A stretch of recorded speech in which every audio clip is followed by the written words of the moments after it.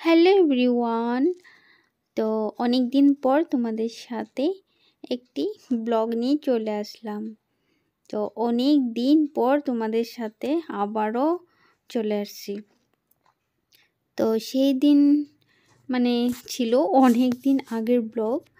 তো আমি তোমাদের সাথে অনেক দিন পর ব্লগ শেয়ার করছি যেহেতু, তো আগের কিছু ক্লিপ নেওয়া ছিল সেগুলো তোমাদের সাথে শেয়ার করছি। তো সেই দিন ছিল আমার প্রেগনেন্সি জার্নি, 9 মাসের স্বাদ। তো তার জন্য এই যে অনেক কাপড় চোপড় ধোয়া হয়েছিল আগের দিনকার। তো তো দেখো এদিকে অনেক কাপড় চোপড়, তো ছেলে বলছে ও ভাঁজ করে দিবে। তো তার জন্য ও পারছিল না আর চেষ্টা করছিল। তো সেইভাবে আমি টুকটুক করে একটু একটু করে কাজগুলো গুছিয়ে নিয়েছিলাম। তো সবাই আসবে, তো ঘর দুয়ার একদম অগুছালো থাকলে ভালো লাগে না, তার জন্য একটু একটু করে গুছিয়ে নিচ্ছিলাম। তো ছেলে আর আমি দুজনে মিলেই ঘরে কি করছি আর কি বলবো। তো দেখো এইভাবেই সংসারের কাজকর্মগুলো করেছিলাম। আর শরীরটা ছিল ভীষণই খারাপ। তো সেটা 9 মাসের স্বাদ। আমার মা, কাকিমা, জেঠিমা, তারপর মামি, দিদি সবাই মিলে একদিনেই চলে আসছিল আমাকে 9 মাসের স্বাদ খাওয়ানোর জন্য। তো সেভাবে আর বেশি লোকজন ডাকা হয়নি। ওরা যে কয়জন এসেছিল সেই কয়জনই। তো দেখো পরের দিন সকালবেলায় যে রান্না বান্না একদম শুরু হয়ে গেছিলো। মা রান্না করছে, দিদি, তারপর শাশুড়ি মা সবজি টবজি কেটে দিচ্ছে, সবাই হাতে হাত লাগিয়ে কাজ করছে। তো কি আর বলবো তোমাদেরকে।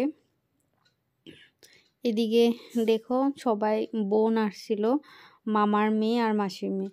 তো ওরা বলছিল বেলুন কোথায়, বেলুন ছাড়া একদমই ভালো লাগবে না, তার জন্য বেলুন নিয়ে এসে সবাই আবারও বেলুনগুলো ফুলিয়ে নিচ্ছে।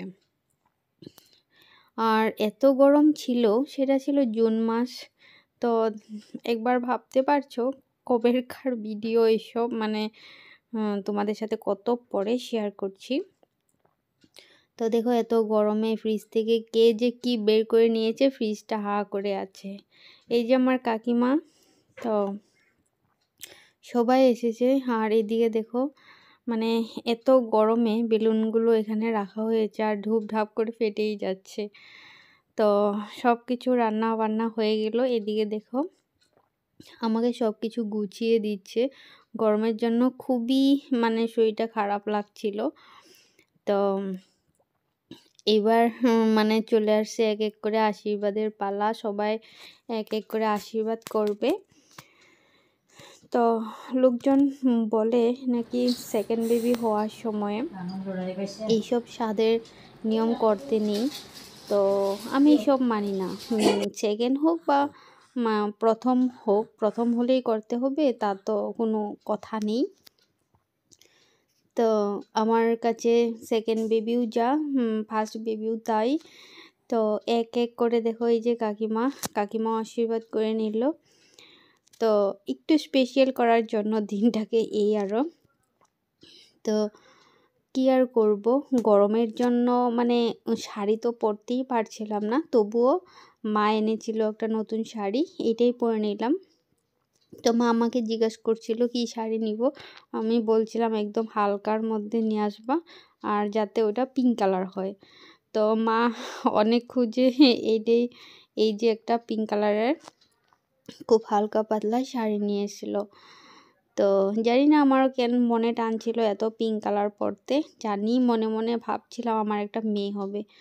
তো দেখো ছোট বাচ্চা বলতে কেউ ছিল না সেই দিন আমার বাড়িতে। তো আমার ছেলেকেই বসিয়ে নিলাম আমার পাশে। আর এই যে দিদি আশীর্বাদ করছে। তো গরমের জন্য কেউ আর ড্রেস যে চেঞ্জ করবে তার করছে না, এত গরম। আর জানো আমার ছাদের উপরে আর ছাদ নেই। তো ঘরের ছাদের উপরে আরেকটা ছাদ থাকলে পরে একটু অবশ্যই গরমটা কম লাগতো। তো তার জন্য অনেক গরম। তো দেখো ওই যে জেঠিমা আশীর্বাদ করে নিচ্ছে এখন। তো ঘরের যা যা আসছে সবাই মিলে আশীর্বাদ করে নিল, যেহেতু বাইরের লোকজন ডাকা হয়নি বা সেভাবে করাও হয়নি। ইচ্ছা ছিল একটু ভালোভাবে করার, কিন্তু কিছু অসুবিধার জন্য আর করা হলো না। তো যাই হোক, যেভাবেই করছে বা সবাই আশীর্বাদ করছে, জানি সব কিছু সুস্থভাবে সব ভালোভাবেই হয়। তো বন্ধুরা, আমি তো অনেক দিন পর তোমাদের সাথে ভয়েসটা দিচ্ছি, আর একদমই মোবাইল হাতে নেওয়ার মানে ভিডিও শ্যুট করার সময় পাচ্ছিলাম না, তো কি আর বলবো। তো এই যে শাশুড়ি মা, তিনিও আশীর্বাদ করে নিচ্ছেন। আর আমার 7 মাসের সারটা তো মানে শাশুড়ি মাই দিয়েছিল, সেটা আগের ব্লগেই চলে গেছে। তো এবার দেখো সবাই মিলে এখানে ফটো উঠছে। কি আর অবস্থা, কেউ আর ড্রেস চেঞ্জ করছে না গরমের জন্য। তো এবার আমার খাবার দাবার মানে কমপ্লিট করব। তো গরমের জন্য আর ভালো লাগছিল না, বাইরে তোমরা দেখতেই পারছো কত রৌদ্র। তো এদিকে বিকালবেলা একটা কেক নিয়ে আসলো, তখন বলছি সবাই তো একটু শাড়ি পরো তবে ভালো লাগবে। তো দেখো এখানেও আমরা 3 জনাই একদম পিঙ্ক পিঙ্ক পরে নিয়েছিলাম। তো সবাই দেখে বলছিল, এত পিঙ্ক পিঙ্ক পরছো, তোমার কি মেয়েই তো হবে। আমি মনে মনে ভাবছিলাম সত্যি আমার একটা মেয়ে আসবে। তো আমার ইচ্ছাটা সত্যি ভগবান পূরণ করেছে।